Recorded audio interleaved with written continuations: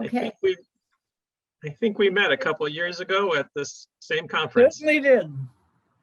My wife enjoyed the chat during lunch very much. Yes, so. I met you too.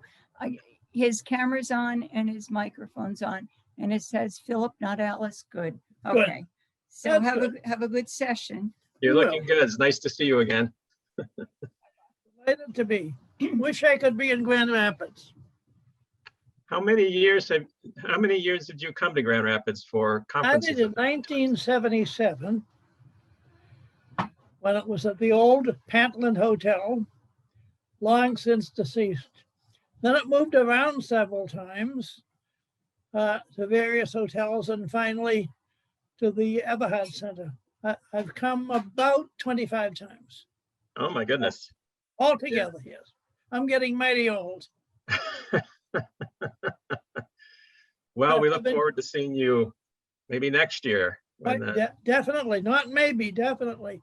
Yes, absolutely. I thought the Pantlet Hotel was incorporated into the Amway Grand to Right, yes. some degree. I think it went way, way back to the 19th century, really, a long-standing edifice. Yeah, and it's quite impressive. Then the Grand Amway came and overshadowed everything else. It's true. Well, I When guess I went to Kelvin, my favorite bar was the back room at Pentland. the back room. Now they had a bar called the Back Room. It was against the street that went to the auditorium. Oh, very good. And it was 1900 roughly. Naked ladies hanging up on the wall. Upstairs it was 1914, the time of Teddy Roosevelt. Oh, yes. The lumber Sorry baron. about that, Paul. I'm back. Slight internet difficulty there, but all good. It's all good. Oh, good. I'm glad you're here, Robert. Charlotte, is that the Lumberman's Bar? The lumber baron room. The Lumber Baron room. That's the bar. The bar, I think, is in the University Club room at Grand Valley downtown. Oh, That's that big long bar there. I think. I wouldn't put my life on it. Yeah, that bar was pre-prohibition. It went through prohibition. Yeah. That room was a hidden room on the hotel all during prohibition. you mean it was What a open? heritage. Well, I wonder where the pictures are. I haven't seen those. I think we have another minute or two before Oh, fine. getting Yep. started.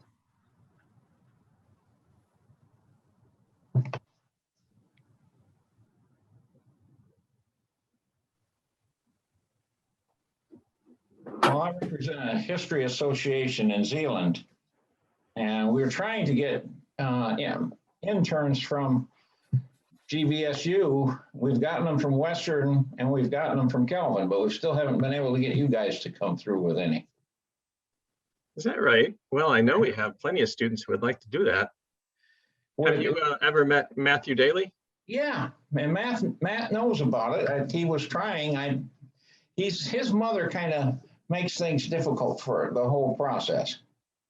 Yeah, I'm I sure. he's won't quite go any busy. detail deeper than that. You and I understand what that is. Yeah. Well, I know we have an internship program, so I hope we can connect up. That would be nice. We finally have full time. In the past, we had only 3 days a week. We're open 5 days. We actually have staffing Monday through Saturday. Well, that's great. Congratulations. Well, we're doing fundraising so we can have full-time staff and actually want to add a third one. How have you done with the pandemic year? We did fine. We are just closing an exhibition on how the Zealand record looked at the 1918 pandemic with help from the Zealand record, and they printed our posters for us. And we have artifacts from the 1918 pandemic in the museum and a display on this New Zealand record. Now we're going to be going this time, next week, I think it comes down. And then we put up one on the style, the art movement in the Netherlands, and a little character coming out of it by the name of Miffy, which is a rabbit kids book. We try and have something that'll attract kids. That sounds great. We'll have to rush over to see the influenza. We're open till 5 on tomorrow, and we'll be open till 3 on Saturday. I don't know when exactly it's closing. My wife is involved with helping to set them up and take them down with our paid employee. We have 2 people who have majors in local history. One with a major from Western in undergrad, and one from West Virginia as a graduate student in local history. That's terrific. Well, I guess we should get started. We'll probably get started with our program here. Thank you all for coming. My name is Paul Murphy, and I'm just acting as chair real quickly at the beginning of the session. I'll introduce my 2 co-panelists very quickly, and then myself, and then we'll go in the order of the program. So first, presenting a paper on John Thurman is Robert Odell, a technological historian and a graduate student at Providence College. And after Robert, Philip Grant will present. He's a professor of history emeritus at Pace University, and as we were just discussing, a long-term historical visitor to West Michigan. We're pleased to see Philip again. And then my name is Paul Murphy, and I'm a professor of history at Grand Valley State University, and I'll be presenting a paper drawing off some research I've been doing for a long time now on humanist thought in America. So I'll turn it over to Robert, and then when Robert finishes, Phil can jump in, and then I'll follow Phil. So Robert. Okay, so I'm going to be doing a screen share if that's all right for a PowerPoint. All right. Okay, can everyone see this well? Yes. Okay, perfect. Well, thank you, Dr. Murphy, for that introduction, and welcome everyone. So my name is Robert Odell III, and today I'll be presenting Engineering the Dynamic Life of John S. Thurman, Regional Stereotypes and Technological Creativity in the Progressive Era Midwest. So this project, its origins and its goals. So it was inspired by a Western history class as a graduate student at Providence College. And during this class, I really thought about what about technology in the Midwest? And there was kind of this lack of material on that. So I started doing some research on, that kind of topic. And I discovered that during the late 19th and early 20th centuries, that stereotypes presented the Midwest as backward, ignorant, lacking in technological creativity and innovation, and that these stereotypes were prolific at that time, obviously incorrect, and still persist today to a certain extent. So the research project that I'm doing today seeks to correct these misperceptions by outlining 2 main things. One is, what were these harmful stereotypes? So a quick overview of that. And then second, how can we refute these harmful stereotypes by using microhistorical case studies, such as the eventful life of the prolific inventor John S. Thurman, which I'm going to show you all today, to illustrate the vibrancy of technological creativity that was truly present in the Midwest. So, there's 2 major types. 2 major types of stereotypes. So both are harmful. They're misrepresentations of truth, to different degrees. Okay, so first is derogatory stereotypes. They tended to present the Midwest as ignorant, backward, underdeveloped, lacking in modernity and modern methods, technologies, and ways of thinking. These were characterized by they often presented their material in a very bluntly disrespectful, attacking, or patronizing tone. The second category, these are idealized and romanticized stereotypes. So these present the Midwest as a preserve for quote unquote simpler times and ways of primitive rural American farm life. They represented a distant place, a past ideal, not really the center of progress and innovation. And these are characterized by, they usually participate in agrarian typecasting, and they tend to carry a reverential and nostalgic tone, obviously contrasted against the derogatory stereotypes, which were just completely negative. So what were the origins of these stereotypes? Well, they came from 2 main sources. One was Eastern-centric, cosmopolitan perceptions of modernity and essentially Western inferiority. So this is destruction from the outside. The second was these Midwestern interstate rivalries that were going on. And they typically sought economic supremacy and the solidification of claims to modernity. And this fueled demeaning and slanderous vitriol that only helped to further propagate and internalize Eastern stereotypes of Midwestern backwardness, but also develop new stereotypes. So this is kind of a destruction from within that was happening. So we have some representative examples here. So the first one is from Washington, D.C. This is an external example. There was the political appointee and general superintendent of the railway mail service, George S. Bangs. He characterized the Midwest quite harshly. He said, quote unquote, Missourians are an ignorant, barefooted race who only know how to drive cattle and drink whiskey. So this reinforced kind of the Eastern trope, the Eastern stereotype of how the East viewed the Midwest. The second, describes internal stereotyping. So Missourians lamented that, quote unquote, there are too many people in the world who imagine that the mule is the only thing that has or will ever make and keep up the reputation of Missouri. So outrageous are the slanders which partisan enmity have circulated concerning our state that many persons coming into it from the East expect to find the native-born Missourians as an ignorant and vicious lot. So these stereotypes were attributed to the states of Iowa and Kansas. And they thought themselves superior to Missouri and more Eastern than their neighbors in certain publications, who they claimed were not cultural and progressive as they were. So essentially, they were trying to bash other Midwestern states to make themselves seem more Eastern. And by they, I don't mean just like everyone in that state. I obviously refer to certain, trends within journalism and within the competitions and rivalries that were going on at that time. So next we have blatant technological and innovation stereotypes. We have a couple examples. My research found dozens and dozens of different examples of each one of these, primarily looking at newspapers. So the first category, these are some representative samples showing stereotypes of technological backwardness and resistance to change. So unfortunately, many believe that innovation was stagnant in the Midwest and presented such stereotypes to blame the region when misfortunes arose, such as anything from destructive weather, crop failures, economic issues. They would say things like this, quote unquote, this is the trouble with Missourians. They cannot get out of their old habits. They are either too afraid or too lazy to adopt new methods. So showing this kind of resistance to change. So they reiterated and reinforced stereotypes that the Midwest was not innovative. It lacked or refused technological progress and modernity. Indiana residents, for another state example, were said to lack knowledge of modern business practices and methods, and were said to be, quote unquote, a rough, boisterous, uncouth, illiterate class of people. Another example showing that, or rather making the argument that they were unscientific, the North Carolinian stated that, quote unquote, ignorant Buckeyes, Hoosiers, and others who know nothing about the matter and judge of things by their names, a custom that lends to great mistakes in passing judgment on matters in general. So that one's, the writing there is obviously quite confusing, but essentially the newspaper was further expressing that people from Indiana, known as quote unquote Hoosiers, stubbornly believed that the Salt River in Kentucky was made of salt because of its name, because it was called the Salt River. Contrary to the well-known presence of fresh water, and essentially they falsely use this to indict the Midwest as irrational and unscientific, which obviously is untrue.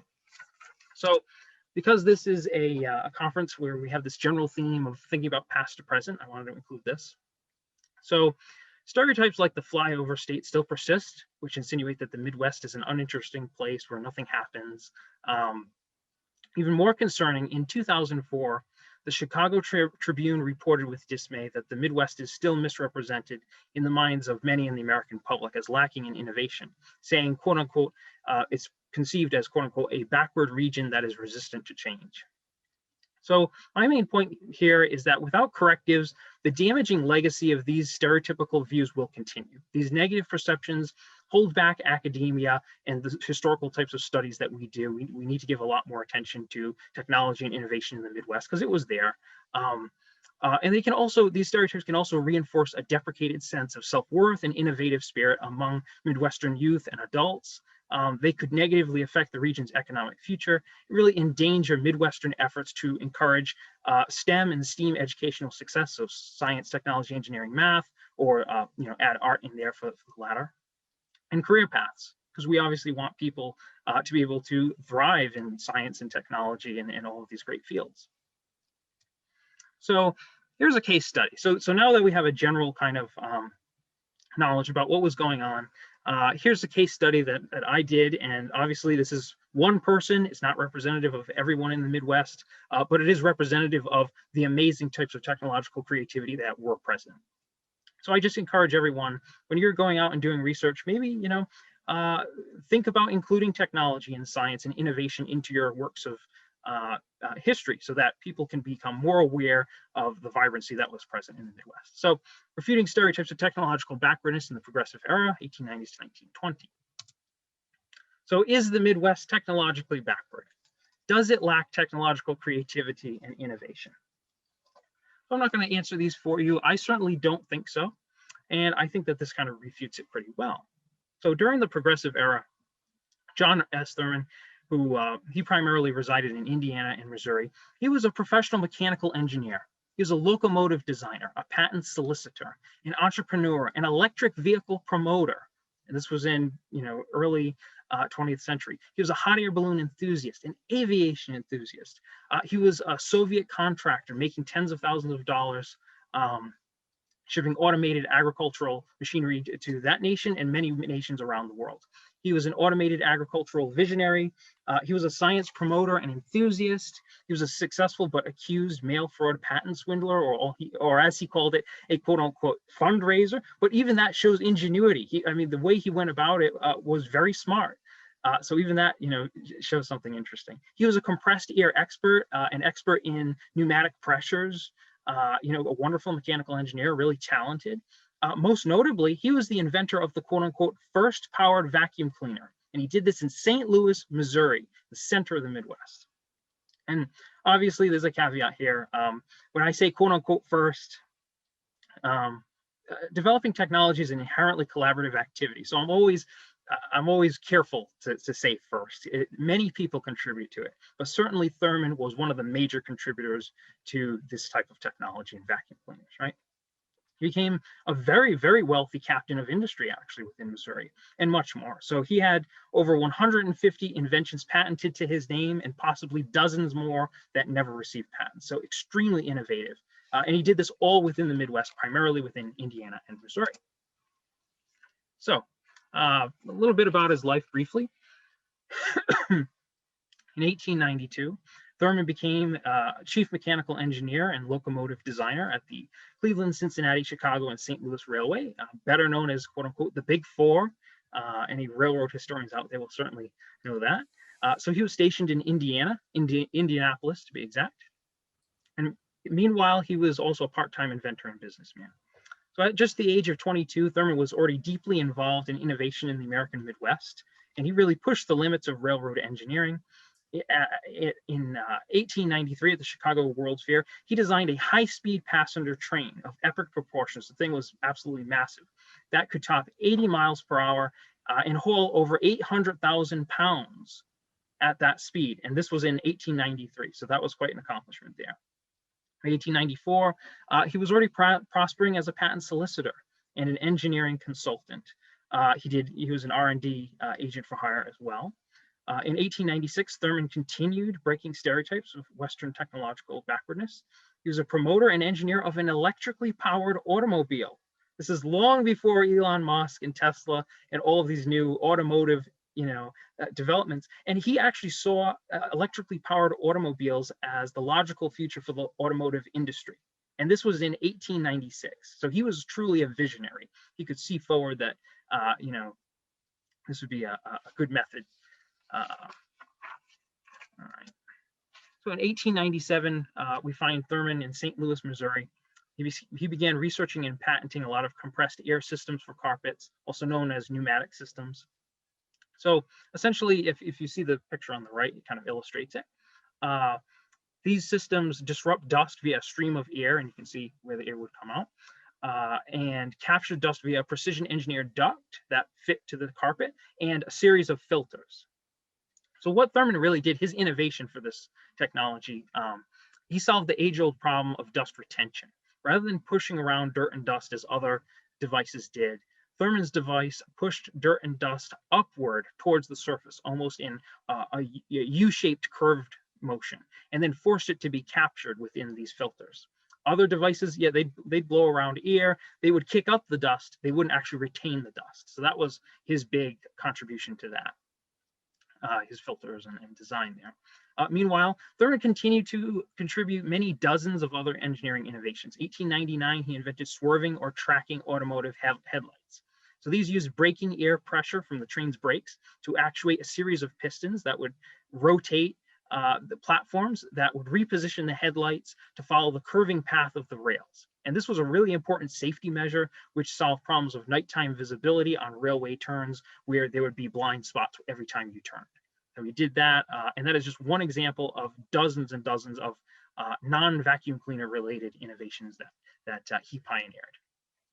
So he was also an entrepreneur and an intellectual. By 1903, he resided in the office in the towering Lincoln Trust building in St. Louis. He was already executive of the General Compressed Air House Cleaning Company, a successful Midwestern corporation. The Thurman vacuum cleaner saw great success in 1907. See a lot of great advertisements. And quote unquote, the Thurman portable electric vacuum cleaner proclaimed that this machine was built by the largest manufacturers of house cleaning machinery in the world.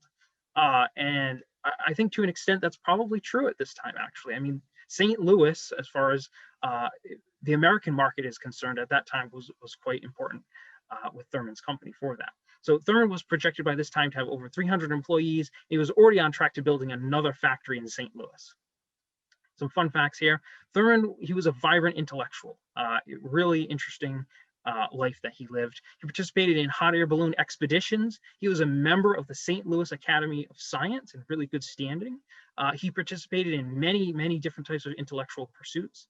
He gave numerous engineering lectures on both sides of the Atlantic in Europe and all over the United States. And he was a member of prominent learned scientific organizations. And that's kind of another part of his legacy. So in closing, this really refutes that the Midwest, is devoid of technological innovation. It certainly is not. And he is only one example. There are, probably hundreds, thousands of examples from all over the Midwest showing how innovative these people were and just the amazing contributions that they made to the history of technology. And again, I encourage anyone, hopefully in seeing this next time you encounter something, you may want to include it in your work, because I think it's important to refute these kind of stereotypes, which to a certain extent still exist, unfortunately. And these obviously are some pictures of the device. You'd have air canisters for the compressed air, either in a carriage, a storage receptacle, or just outside there. So yeah, thank you. Thank you.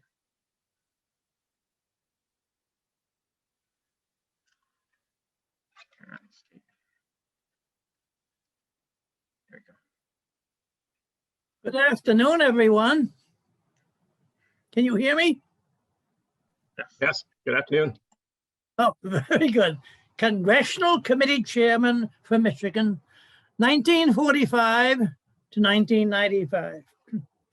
Between 1945 and 1995, the Congress of the United States was vested with the task of resolving a substantial number and wide variety of major issues. During this momentous half century, 11 congressmen from the state of Michigan were designated as chairman of standing committees, the highest number of any state in the Union during this period. New York had 10, Illinois had 9, but these were states with much larger populations. So when it comes to the number of congressional committee chairmen, Michigan during this half century was right at the top. From 1945 to 1954, Michigan's committee chairmen were the following: 6. One Senator Arthur H. Vandenberg, and from the House of Representatives, John Lazinski, Earl C. Michener, Jesse P. Walcott, George A. Dondero, and Claire E. Hoffman. And these 6 gentlemen were to spend an aggregate total of 160 years on Capitol Hill. They were all around for a long time. They all came from politically safe constituencies. Let's start off with Arthur H. Vandenberg. Arthur H. Brandenburg, as some of you know, perhaps all of you know, was from Grand Rapids, and during the early portion of his adult life was the editor of the Grand Rapids Herald. Vandenberg served in the Senate between 1928 and his death in 1951. In 1947 and 1948, he was both president pro tempore of the Senate and chairman of the powerful Committee on Foreign Relations. This was a period when the Cold War between the United States and the Soviet Union was really escalating, probably about to reach a climax. While presiding over the Foreign Relations panel, Vandenberg played a pivotal role in expediting two extraordinarily important measures. The first being the Greek-Turkish aid bill, known as the Truman Doctrine Bill, and the second, the European Recovery Bill, known as the Marshall Plan, with the whole idea of containing communism all over Europe, Central Europe, East and Eastern Europe as well. Moreover, Vandenberg, in his capacity as the most prominent spokesman of a bipartisan foreign policy, authored what was known as the Vandenberg Resolution, advocating American participation in a regional organization designed to promote international peace and security.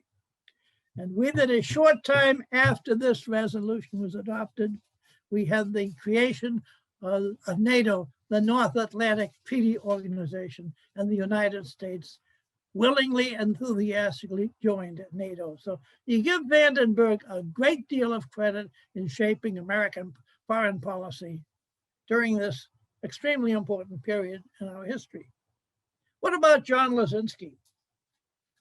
John Lazinski, a Democrat, chaired the Committee on Immigration and Naturalization in 1945 and 1946, and later the chairman of the Committee on Education and Labor, 1950. Lazinski had come in with Franklin D. Roosevelt and the New Deal in 1932. He remained a steadfast supporter of Roosevelt's New Deal and President Harry S. Truman's Fair Deal. And he led the House efforts to try to repeal the Taft-Hartley Act, the Labor Management Relations Act, and he led the efforts to raise the prevailing federal minimum wage. He failed in the campaign to repeal the Taft-Hartley Act, but he did succeed in persuading Congress to approve a new minimum wage bill, which, believe it or not, raised the hourly minimum wage to the sum of 75 cents an hour. That was Lazinski's contribution as chairman of the Education and Labor Committee. What about Earl C. Michener? Earl C. Michener served 15 terms in the House of Representatives. As chairman of the Committee on the Judiciary, 1947-1948, Michener authored the historic joint resolution mandating the 22nd Amendment to the Constitution, the presidential tenure amendment, restricting, of course, all future persons to a maximum of 2 full terms or 10 years, including unexpired terms. This was the only constitutional amendment approved by Congress during a period of 28 years. So he was very fortunate. He happened to be chairman of the Judiciary Committee at the time when sentiment was rising to restrict presidential tenure. And as chairman, he helped push it through. Let's move on to Jesse P. Walcott. Jesse P. Walcott was a lawyer, a former prosecuting attorney of St. Clair County to the north of Detroit. And he chaired the Committee on Banking and Currency in 1947, 1948, again in 1953, 1954, and in the latter period, 1953, 1954. He was also chairman of the Joint Economic Committee. So again, He served for many years. He advanced to these chairmanships. During the decade after World War II, Walcott established himself as the Republican Party's foremost authority on housing legislation. He authored the Omnibus Housing Bills of 1948 and 1954, two measures defining the jurisdiction of the national government affecting housing programs for the country's population. So when it came to housing legislation, he was clearly in charge. He was clearly in an extremely significant position. George A. Dondero, representing a district in the northern suburbs of Detroit for 24 years. Dondero was chairman of the Committee on Public Works in 1947, 1948, and again in 1953, 1954. He authored the St. Lawrence Seaway Bill, the Wiley-Dondero Bill of 1954, providing for ocean-going vessels to navigate all the way from the Atlantic Ocean to the Great Lakes. This had been debated for many, many years. It needed the cooperation of the United States government and the Canadian government, as well as the approval of both houses of Congress. So it took a long time, but the St. Lawrence Seaway Act of 1954 was a landmark piece of legislation. Claire Hoffman chaired the Committee on Government Operations, 1947, 1948, again in 1953, 1954. By every standard, Hoffman was one of the most conservative members of Congress. I'd call him an extreme conservative. He focused his energies not on promoting legislation, but on denouncing foreign aid, condemning organized labor, and insisting that the federal government drastically reduce spending and completely refrain from regulating the economy. So in my opinion, Claire Hoffman was a Donald Trump congressman 60 or 70 years before Donald Trump arrived on the scene. He would have loved the Trump presidency. He would have been very much at home. But again, he was always criticizing, always condemning, always finding fault, and always attracting news coverage. Beginning in 1955 and continuing all the way to 1994, the Democratic Party controlled Congress for all but 6 years. So the Democrats were in control for 34 of these 40 years, chairing standing committees during this eventful period were two prominent Democrats, Senators Pat McNamara and Donald E. Regal. Pat McNamara, by the way, was one of the few members from Michigan without a college degree. He had never been seen inside a college. He was a staunchly liberal Democrat and a product of the labor movement. Pat McNamara was chairman of the Committee on Public Works between 1963 and 1966, often called the Pork Barrel Committee.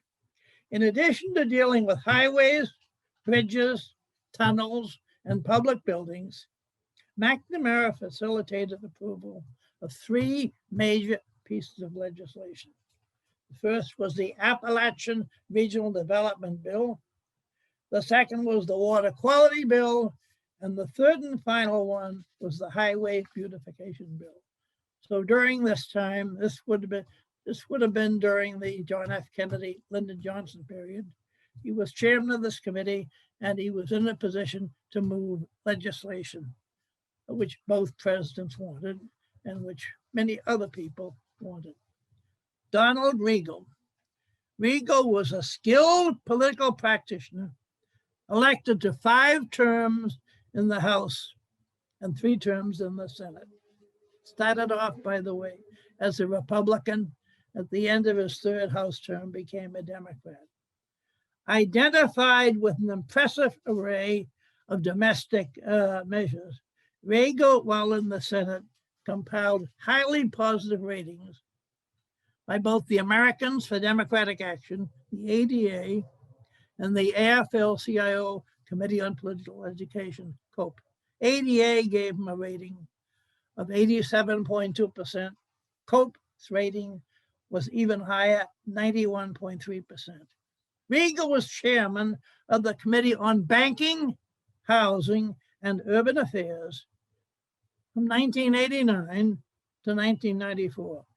His legislative contributions included the Financial Institutions Recovery, Reform, and Enforcement Bill, the Thrift and Bank Fraud Protection Bill, the Federal Deposit Insurance Corporation Improvement Bill, and the Interstate Banking and Branching Enforcement Bill. So he dealt with the Department of the Treasury, the Federal Reserve Board, the Department of Housing and Urban Development, the Federal Deposit Insurance Corporation, a wide variety of things involving banking and housing, and he was quite proficient. From 1965 to 1994, 3 activist members of the House of Representatives from Michigan were Democrats John Conyers Jr., William D. Ford, and John D. Dingell Jr. As the spokesman of districts centered in Wayne County, Conyers, Ford, and Dingell were repeatedly reelected by solid majorities and compiled uniformly liberal voting records on all issues of consequence. So they each served a long period of time from urban constituencies and solidly aligned as mainstream, solidly with the mainstream of the Democratic Party. Remaining in office for 15 consecutive terms, Conyers became the senior African American in Congress. When he was first elected in 1964, there were only 5 African Americans among the 535 members of Congress. Well, he served many terms, advancing, of course, in seniority. And we were to see between 1991 and 1994, as chairman of the Committee on Oversight and Government Reform, Conyers monitored the operations and the expenditures of all departments, administrations, authorities, agencies, bureaus, and boards. So the purpose of this committee was to monitor the activities of the executive branch of the government to serve more or less as a watchdog. Ford was initially elected to the House of Representatives on the same day as Conyers in 1964 and was reelected by his constituents 14 times. So they served concurrently together for 30 years. Ford chaired the Committee on Post Office and Civil Service from 1981 to 1990, and the Committee on Education and Labor between 1991 and 1994. Ford's principal legislative measures were the Family and Medical Leave Bill, the Striker Replacement Bill, the Education Reform Bill, and the National Service Corps America Bill. So he dealt with all issues affecting the labor movement, elementary, secondary, and college education. And he was in an important position while chairing the Education and Labor Committee, to say the least. Succeeding his late father in the House in 1955, Dingell was reelected to 27 additional terms, eventually becoming the dean of both houses of Congress. Dingell presided over the Committee on Energy and Commerce for a long period of time, 1981 to 1984.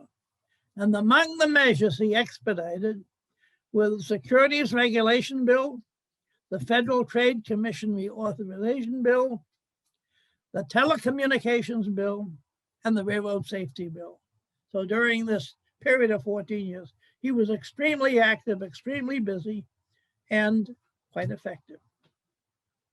The careers of the 11 committee chairmen from Michigan paralleled the administrations of 10 presidents of the United States, affiliated with both the Democratic and Republican parties. These congressmen enjoyed the obvious advantage of accumulating considerable seniority.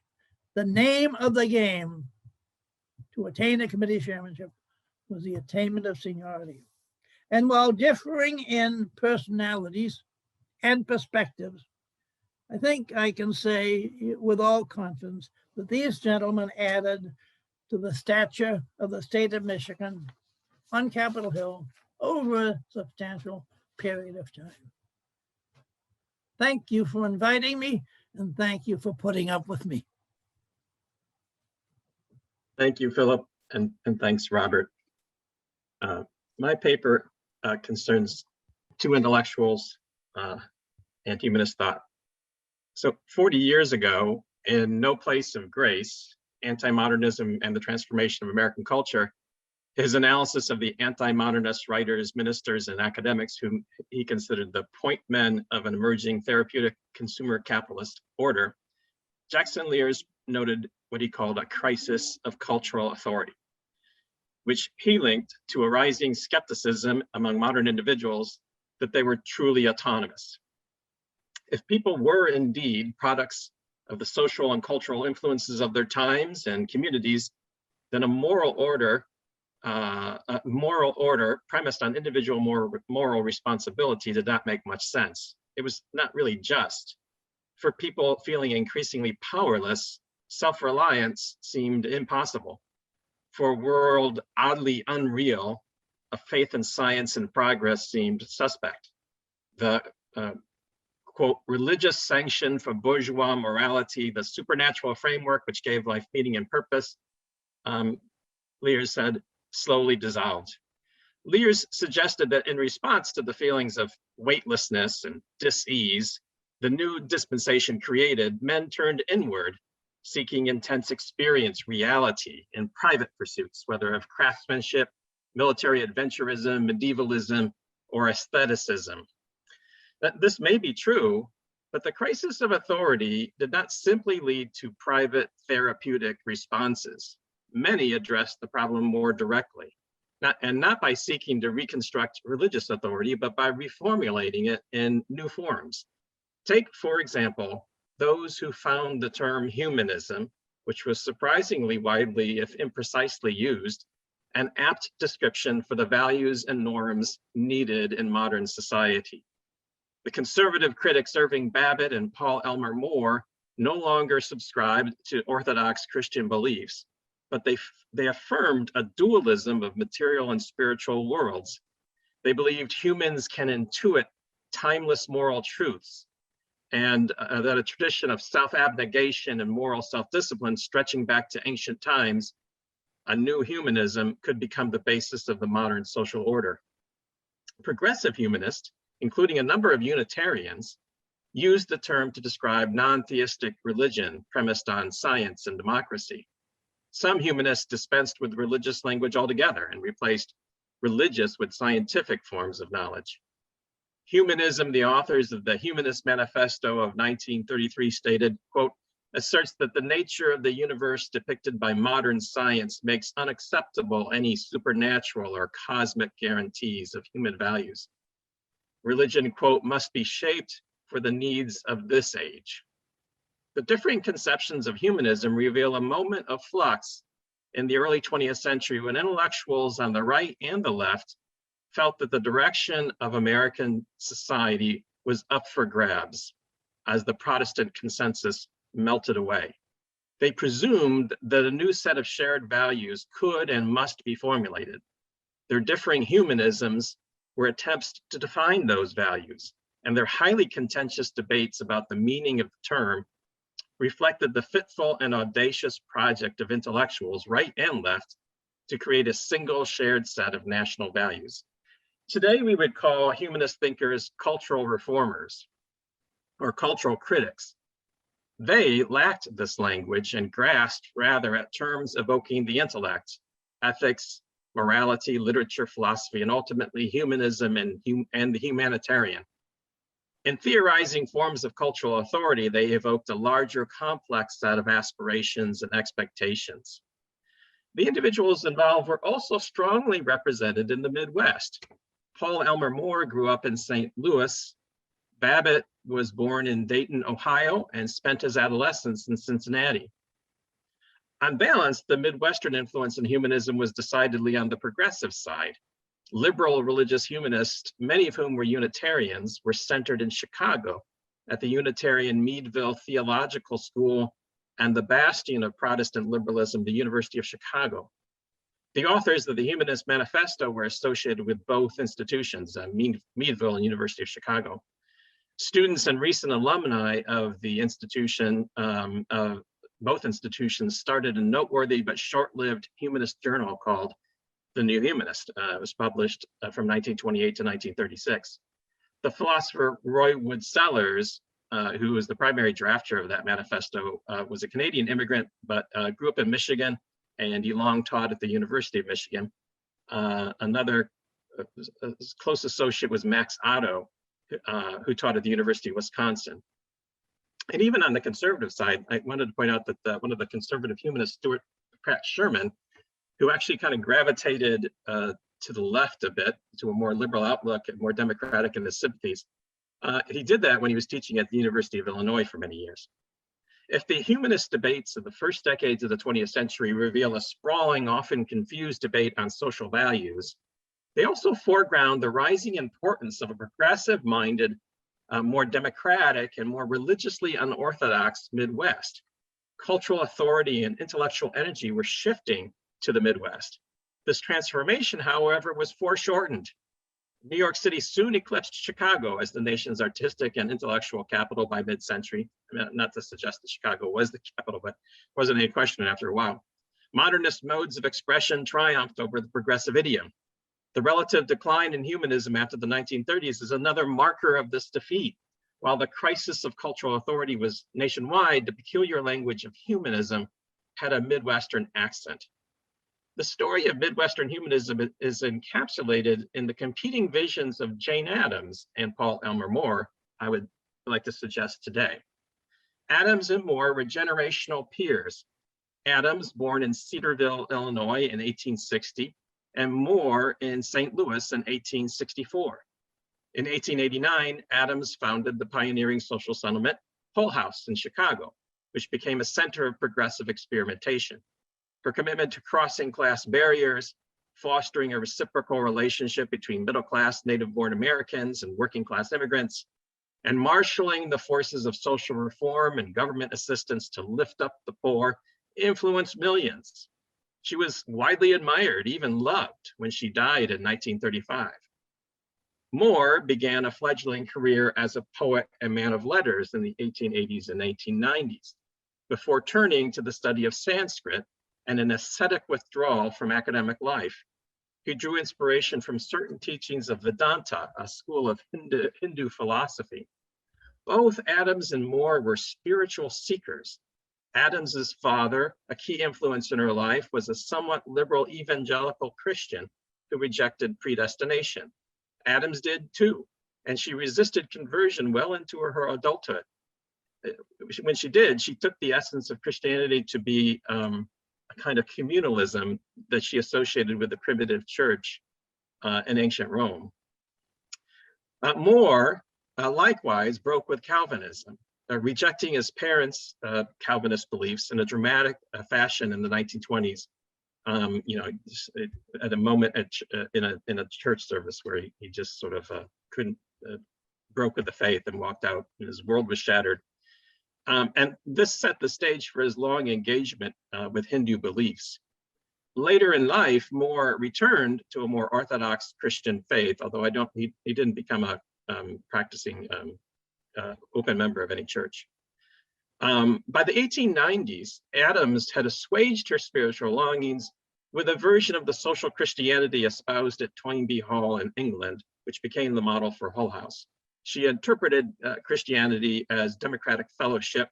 More withdrew from the world, finding spiritual truth and ultimately God and the higher self in an ideal realm accessible only through intuition. The mere material world was a mere illusion. Despite being engaged to be married, Moore left a teaching job and lived for a time on his own in a relatively isolated 3-room cottage in Shelburne, New Hampshire. Returning to the mainstream in 1901, he began a career in literary journalism, assuming the literary editorship of the Independent magazine, and eventually serving as editor of The Nation from 1909 to 1914. He published many volumes of literary criticism, but also became well known for his arch conservatism. One of his famous lines from Aristocracy and Justice in 1915 was, quote, "To the civilized man, the rights of property are more important than the right of life." And he became a leading man of letters before his death in 1937. Moore's backers promoted him unsuccessfully for the Nobel Prize in Literature. Adams won the Nobel Peace Prize in 1931. So Adams possessed a fundamentally more democratic character than Moore. The daughter of a wealthy mill operator, she envisioned Hull House as embodying what she called the quote, Western American approach to class, meaning an embrace of egalitarianism. She articulated the logic of liberal humanism, I would argue, without using the phrase, in her first book, Democracy and Social Ethics, published in 1902. The book derived from a series of lectures she delivered at Iowa College in 1898.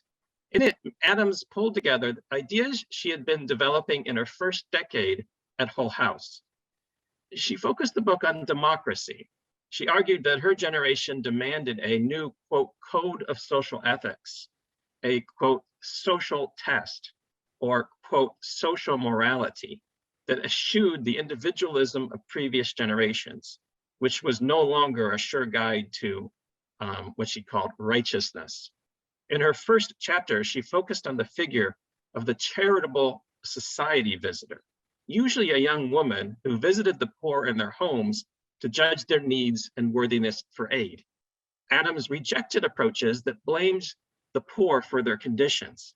She repudiated the notion that the poor were lazy, and therefore unworthy. This was what she called the industrial standard. She said there are other standards, including those that she discovered that the poor had held themselves. The poor provided assistance in their work. Rather, using terms like social ethics and ethical standards, it was really getting at the competing cultures of the middle class versus the working class. Adams was arguing for cultural reform without using the term culture. Her experience of Hull House, or at Hull House, derived from the belief of Toynbee Hall's founder, Samuel Barnett, that every citizen must mingle with others across class barriers, led her to endorse the culture of the working class, at least in the matter of what she referred to as social ethics. Moral behavior is usually, she said, quote, almost automatic, a quote, standard of habit. Yet people have come to a conception of life in conflict with these customs.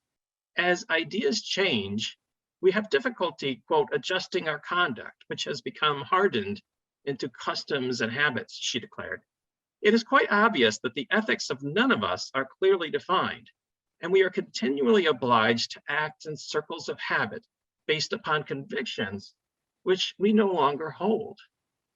Adams was diagnosing a condition that sociologists of this period, most notably William Ogburn, would refer to as cultural lag. Values do not keep up with new social institutions created by social and technological change. Americans, Adams insisted, wanted a more democratic, that is, a more egalitarian social ethics, one that reflected a social as opposed to individualistic or old-fashioned industrial perspective. I mean, hard work industry, right? But also one that grew out of the, quote, daily experience of living amongst people of different ethnic and class backgrounds. the working class possessed healthier moral values.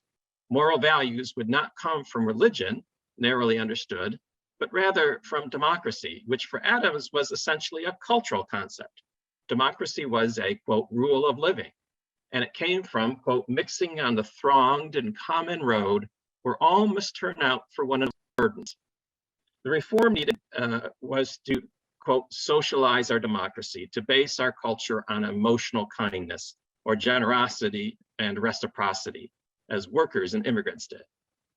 The settlement movement transmuted religion. As Mary Sinkovich, the head resident at Greenwich House in New York City, put it, religion, quote, in our common thought of it means the framework of life, the outline by which we measure events, that which makes proportion possible, our thought of the whole of things. Or in the words of Graham Taylor of the Chicago Theological Seminary, the, quote, settlement spirit has humanized religion, and this was religion as a, quote, way of life, or as I would say, equivalent to culture. Now, Paul Elmer More was scornful of Jane Addams, which became evident in a peculiar epistolary novel he co-wrote with Cara Mae Harris, an aspiring author from Georgia. Harris's career writing for The Independent began with a letter to the editor she authored defending the barbarous April 23rd, 1899 lynching of Sam Hose in Noonan, Georgia, one of the most brutal lynchings of African Americans in an era noteworthy for the pathology and brutality of Southern white behavior.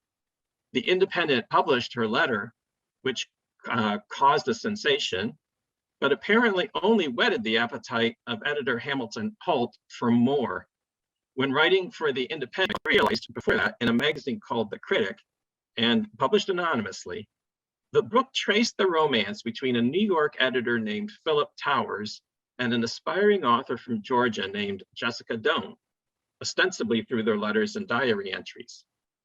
Moore wrote Philip's entries, and Harris wrote those of Jessica, jointly developing the story as they exchanged entries monthly.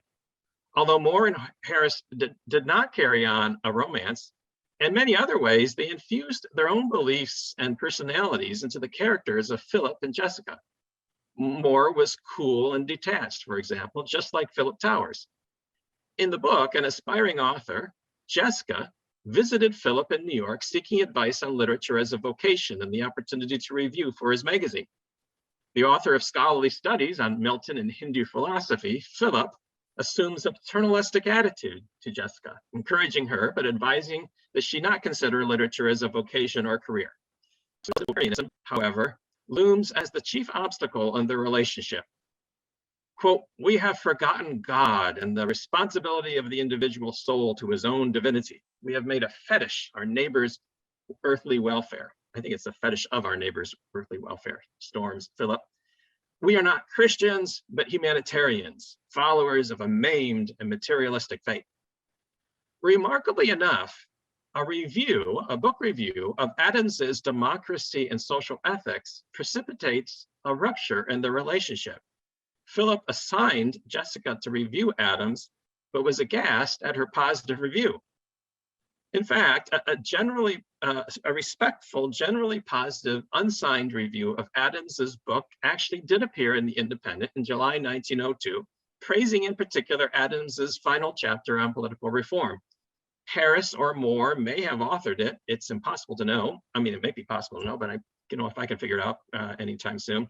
The reviewer points out that Adams interprets the quote, moral unrest of the day as a more or less conscious search for new ideals or for new means of attaining present ideals, with the quote, individualistic code of ethics beginning to wither.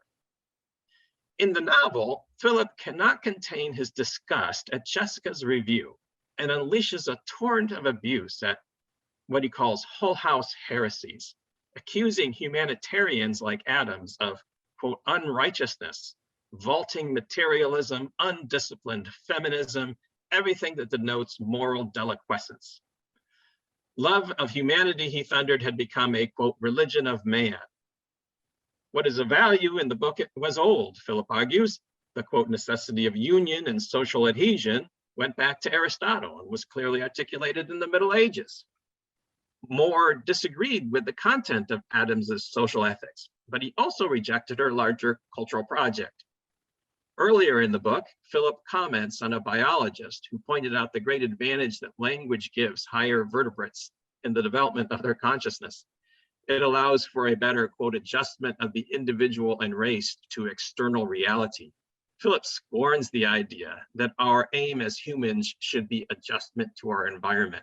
Rather, literature, quote, the predominant means by which this development of consciousness is attained, he said, conveys ideas across generations. It does not serve the goals of evolution, but is itself the, quote, self-sufficient fruit of this consciousness. Consciousness, not progress, civilization, or evolution, is the, quote, supremely valuable thing. Philip explicitly denies Adams's social morality and rejects the equation of religion and morality with altruism. He affirms personal moral responsibility. Babbitt and Moore believed the higher self in man intuits the divine and can discern permanent moral values. The lower self wallows in instinct and sentiment. Quote, all this democratic sympathy and social hysteria is merely the rumor in the lower rooms of our existence, Philip declared. Still today, as always, in the upper chamber, looking out on the sky, dwells the solitary soul concerned with herself and her God. He aligned humanitarians with the immoral Rousseau, whom he noted, as conservatives often did, had abandoned his children. Jessica stood her ground, defending humanitarianism and taking swipes at Philip's, quote, nirvana mysticism that was deprived of the need for love. She dismissed his attempt to judge the soundness of humanitarianism by the moral flaws of just one man, Rousseau. Philip haughtily declared that he had found in his experience that humanitarians are impossible to live with. Quote, a question far more to the point is, Jessica responded, did they find you impossible to live with? Philip horrified her. Well, there's more to the novel, but not to spoil it for you, but unable to resist the allure of Philip's intellect, Jessica eventually capitulates and the two end the novel united in love.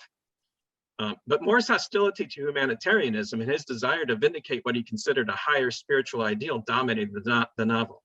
Philip eventually quit his job as editor on a matter of principle, unwilling to bow to the humanitarian trends of the day.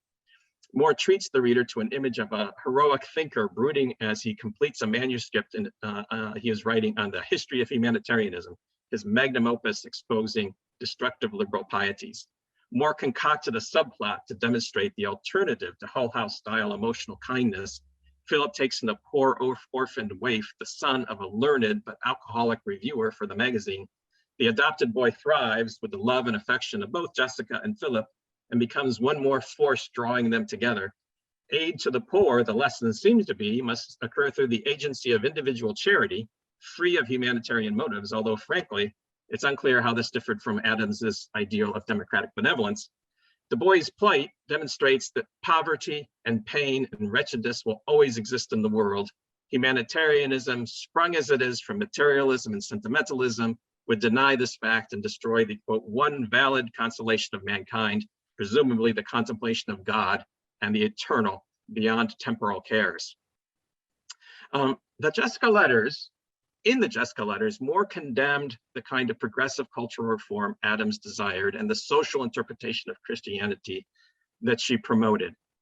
Humanitarians have lost a sense of, quote, some purpose outside of human nature. Quote, even humanism, which by its name would seem to be brother to its present day parody, perceives an ideal far above the vicious circle in which humanitarianism gyrates. And I think there is another example I was going to give, but just to save a little bit of time, Moore believed that humanitarianism was the recrudescence of the perverted doctrine of the Enlightenment, I'm quoting him, which denies the dualism of a higher non-material self, a man's, quote, truer self, which controls and checks and knows and pronounces judgment unmoved amid all motion, unchanged amid all continual change, of everlasting validity above the shifting valuations of the moment. Because of its exclusive concern for the health and happiness of people in this world, humanitarianism belied Moore's essentially renunciatory doctrine. True happiness of the soul, More declared, does not arise from material comfort. The conservative humanists, based as they were in Ivy League colleges and with access to the New York publishing establishment, were more widely read and have been remembered as progenitors of modern conservatism. The Midwestern-based progressive humanism, tied in some ways to the Western wing of Unitarianism and Deweyan pragmatism, thrived in Midwestern intellectual centers, but faded in cultural salience. In part, this is because liberal humanism became increasingly just what we now know as secular humanism after World War II, a narrower movement denying the public authority of Christianity. And Deweyanism also faded in the Cold War years. The influence of Jane Addams declined, although she's recently received a lot more attention in the last 20 years. Yet, conservative humanism evolved in tandem with progressive humanism. They were interrelated and together formed a complex, sprawling discourse dealing with a question of fundamental importance, I would argue today. Is it possible to unite Americans around a shared set of values formulated in the civic arena by ourselves as citizens and possessing authority on the basis of common consent? It begs a second question. What happens absent such a cultural consensus? The progressive Midwest was a key site for this debate in the late 19th and 20th centuries. That's the end of my remarks. And so now I think we can open up the floor to questions or comments for Robert or Philip or myself. And you can use the reaction button to raise your hand or just jump in by unmuting yourself. May I ask you a question, Paul? Yeah, sure. You said that she received the Nobel Prize in 1931 and she died in 1935, right? Yes, I think, yes, that sounds right. So she was still active during the early New Deal period, obviously. Do you know if she had any relationship either with Franklin D. Roosevelt or with Francis Perkins, who was Roosevelt's Secretary of Labor, a prominent social worker? Any inkling?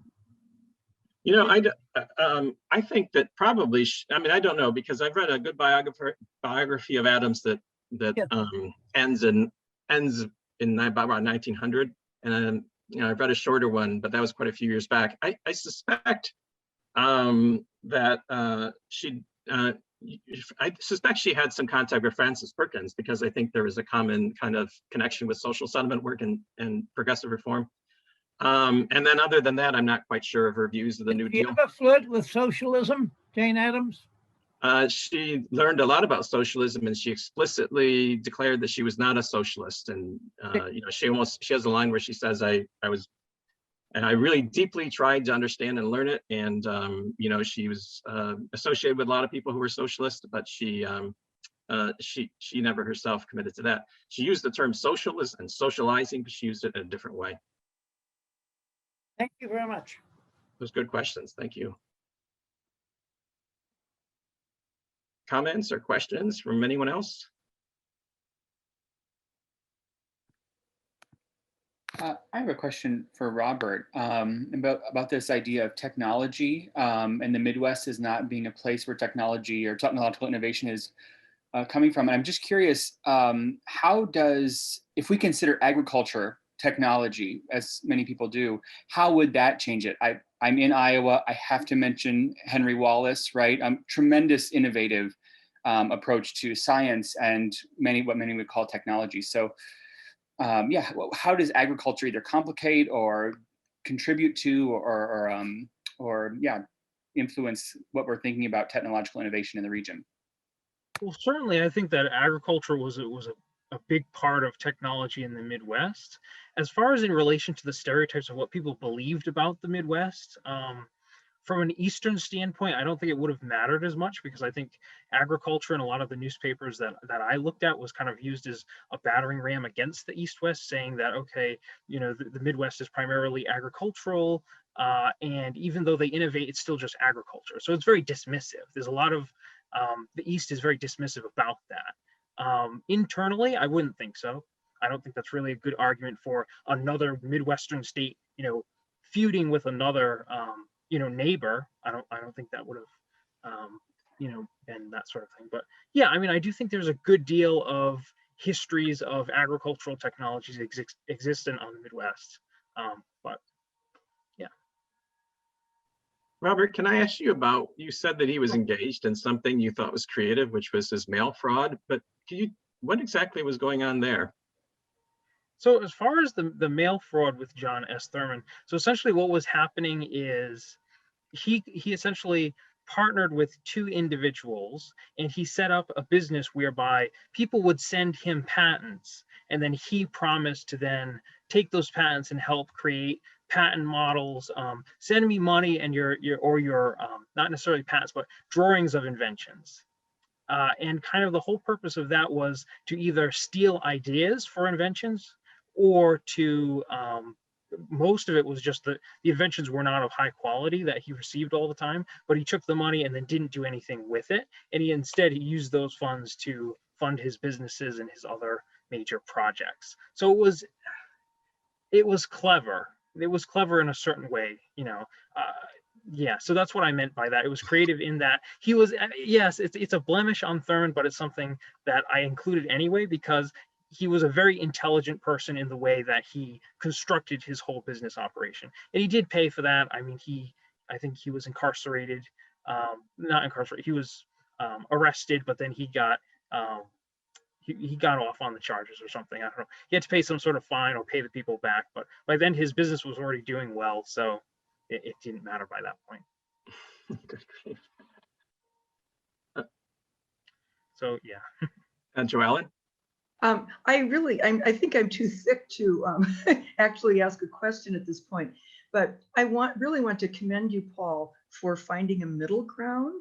I knew about Paul Elmer More and the abstracts of humanism and all that stuff, and I've known Jane Addams mostly as on the ground, concrete, developer of settlement houses. I've even seen a letter in the papers of a Grand Rapids suffragist, but I really didn't know that much about her writing. I knew she lectured because that's what she was going to do here, but I hadn't really pulled them together. So you really humanized both of them and the movement for me, which I really appreciated. I knew more abstractly and concretely about this whole area. So thanks. Thanks, Joellen. I was really struck when I came across that passage in that very interesting novel. I mean, it's sort of interesting as a novel, but it was very interesting to me just because of my interest in Paul Elmer More. And I had been, I think understanding Jane Addams as a humanist, even without the word, really helps to understand what the broader humanist movement at that time, which is a lot of Unitarians and a lot of people who are involved in religious circles, what really are the larger ramifications of the thought.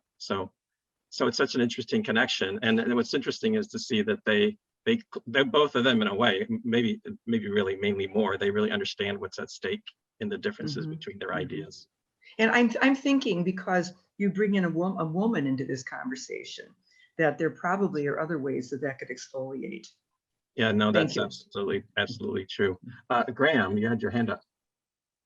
Yeah, thanks to all of you for a really interesting session. I have a question for you, if you don't mind. I was fascinated by your paper, and I was struck by the comment you made that liberal humanitarianism gave way to sort of secular humanism, or maybe it was religious humanism gave way to secular humanism. I forget your exact language, but I thought it was really interesting. I don't know much about the 20th century nor about intellectual history. So I was wondering if you could just explain more what transpired that would change the conversation so profoundly, because clearly there was a very serious discussion that was rooted in Christian religion in the early decades of the 20th century. What would have driven it, sort of out of public discourse so that you would make that statement? Yeah, thanks for that. And I'll give a quick response and in part say that it's part of the story I need to figure out.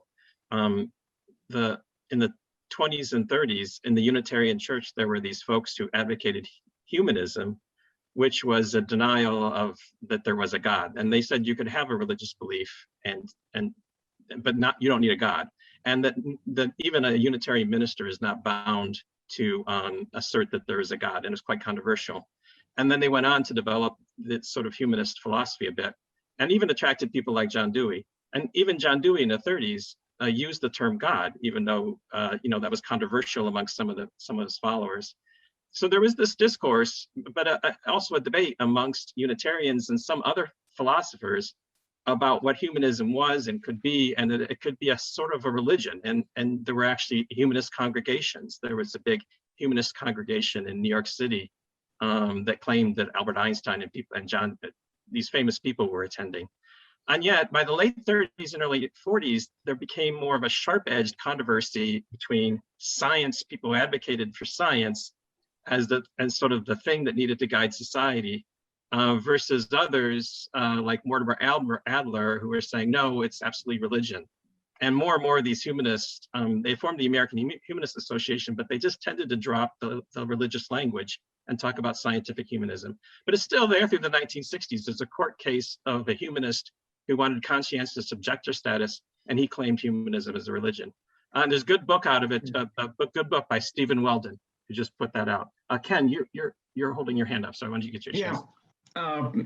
Robert, you talked about the flyover country in a sense, but you dealt with a period from 1890 to 1920. And correct. I mean, this was big. We were the big innovators at that time, Ford and the auto industry and railroad building, and, you know, the Shea engine comes out of here. But there you should look at, in the future, you would want to look at the Midwest post-World War II, when we were looked at as, again, still being not innovative, even though we'd been the arsenal of the world for the war. But you should look at some people like Mr. Dupree, who founded Herman Miller and the mid-century modern movement, which was very strong in the Midwest. Certainly. Yeah, I mean, I think that, you know, certainly, you know, flyover, I was trying to compare to the modern period, but even with all that innovation, there are still people in the East that still thought the Midwest was backward, unfortunately. So even, you know, that's a great argument. Ford, you know, there was a lot of innovation. I don't believe that the Midwest is obviously backward, but people still did in the East especially, which was quite unfortunate. But thank you. Where did the vaccines come from? Where did our vaccines come from first?